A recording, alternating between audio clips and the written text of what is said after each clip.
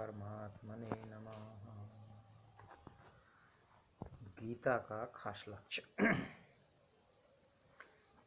गीता किसी बात को लेकर नहीं चली है, अर्थात द्वैत, अद्वैत, विशिष्ट अद्वैत, द्वैताद्वैत, विशुद्ध अद्वैत, अचिंत्य भेदाभेद आदि किसी भी बात को किसी एक संप्रदाय के किसी एक सिद्धांतों को लेकर नहीं चली है। गीता का मुख्य लक्ष्य है कि मनुष्य किसी भी बात, मत, सिद्धांत को मानने वाला क्यों न हो, उसका प्रत्येक परिस्थिति में कल्याण हो जाए, वह किसी भी परिस्थिति में परमात्मा प्राप्ति से वंचित न रहे, क्योंकि जीवन मात्र का मनुष्य योनि में जन्म केवल अपने कल्याण के लिए ही हुआ है। संसार में ऐसी कोई भी परिस्थिति नहीं है जिसमें मनुष्य का कल्याण ना हो सकता हो, कारण कि परमात्मा तत्व प्रत्येक परिस्थिति में समान रूप से विद्वान है। अतः साधक के सामने कोई भी और कैसी भी परिस्थिति आए, उसका केवल सदुपयोग करना चाहिए। सदुपयोग करने का अर्थ है कि दुखदायी परिस्थिति आने पर सुख की इच्छा का त्याग करना चाहिए और सुखदायी परिस्थिति आने पर सुख भोग का तथा वह बनी रहे ऐसी इच्छा का त्याग कर देना चाहिए और उसको दूसरों की सेवा में लगाना चाहिए। इस प्रकार सदुपयोग करने से मनुष्य दुखदायी और सुखदायी दोनों परिस्थितियों से ऊंचा उठ जाता है, अर्थात उसका कल्याण हो जाता है। सृष्टि से पूर्व परमात्मा में मैं एक ही अनेक रूपों में हो जाऊं, ऐसा संकल्प हुआ।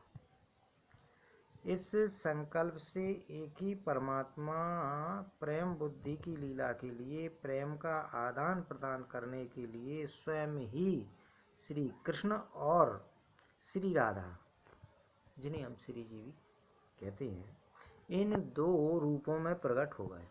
उन दोनों ने परस्पर लीला करने के लिए एक खेल रचा। उस खेल के लिए प्रभु के संकल्पों से अनंत जीवों की, जो कि अनादिकाल से थे, और खेल के पदार्थों शरीर आदि की सृष्टि हुई। खेल तभी होता है जब दोनों तरफ के खिलाड़ी स्वतंत्र हों, इसलिए भगवान ने जीवों को स्वतंत्रता प्रदान की।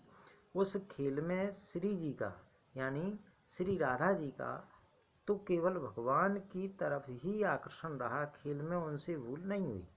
अतः श्री जी और भगवान में प्रेम वृद्धि की लीला हुई, परंतु दूसरे जितने भी जीव थे उन सब ने भूल में संयोग जन्य सुख के लिए खेल के पदार्थों, उत्पत्ति विनाशशील प्रकृतिजन्य पदार्थों के साथ अपना संबंध मान लिया, जिससे वे जन्म मरण के चक्कर में पड़ गए। खेल के पदार्थ केवल खेल के लिए ही होते हैं, किसी के व्यक्तिगत नहीं होते, परंतु वे जीव खेल खेलना तो भूल गए और मिली हुई स्वतंत्रता का सदुपयोग करके खेल के पदार्थों को अर्थात शरीर आदि को व्यक्तिगत मानने लग गए। इसलिए वे उन पदार्थों में फंस गए और भगवान से सर्वथा विमुख हो गए। अब अगर वे जीव शरीर आदि उत्पत्ति विनाशील पदार्थों से विमुख होकर भगवान के सम्मुख हो जाएं, तो वे जन्म मरण रूप महान दुख से सदा के लिए छूट जाएं। अतः जीव संसार से विमुख होकर भगवान के श्रीमुख हो जाए और भगवान के साथ अपने नित्य योग, नित्य संबंध को पहचान ले।